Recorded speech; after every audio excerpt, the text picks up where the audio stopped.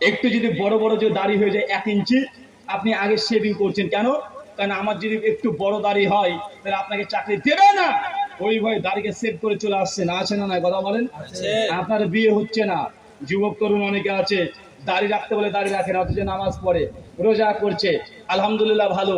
দাড়ি রাখতে বললে না ভাই দাড়ি রাখা যাবে না। কেন রাখা যাবে না? কারণ ব্যাখ্যা করতে পারে না, কিন্তু ভেতর ভেতর কারণ এখন তো বিয়েই করিনি, দাড়ি যদি রেখে দিই তাহলে বউ ভালো পাওয়া যাবে না। আছে না নাই কথা বলেন?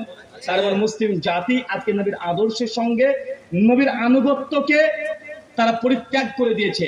আপনার বেশি দূর যাওয়ার দরকার নেই, আপনি যে নবীর আদর্শকে মানেন না, আপনার ছেলে দেখেন চুল কেটেছে, এখানে সামনে বড় বড় পেছনে ন্যাড়া। আছে না নাই?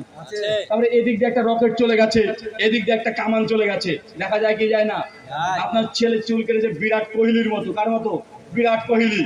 আপনার মেয়েকে ঈদের পোশাক কিনে দিয়েছেন পাখি ড্রেস, আর কত যে ড্রেস। আছে না নাই কথা বলেন?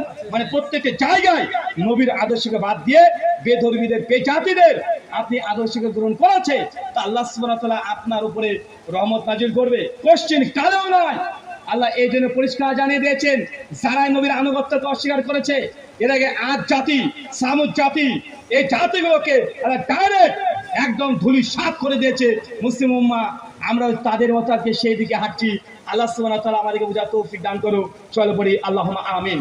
সম্মানিত শুধু এই গোটা আলোচনা থেকে জাস্ট এতটা মেসেজ, নিজে পরিবর্তন হন, কুয়ান ফুসাকুম ওয়া আলাইকুম নারা। আগে নিজে পরিবর্তন হন, পরিবার বর্গকে হেফাজত করেন, ইনশাআল্লাহ অচিরেই আল্লাহর সাহায্য, আল্লাহ সুবহানাহু ওয়া তাআলা রহমান, তিনি দয়া করতে পছন্দ করে, তার কাছে ক্ষমা চান। সহিহ বুখারী 1147 নম্বর হাদিস।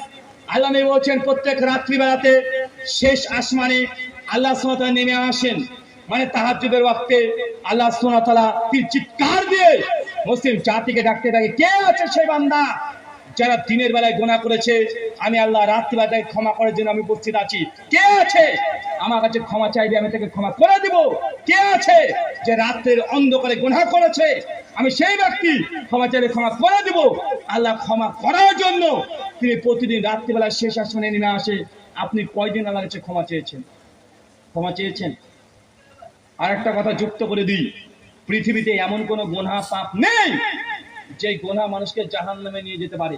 আপনি বলতেন ভাই শিরক, জি, শিরক তো মানুষকে জাহান্নামে নিয়ে যেতে পারবে না।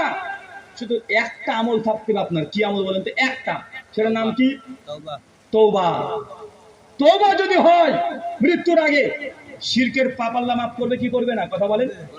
শিরকের পাপ মাফ করবে কি করবে না?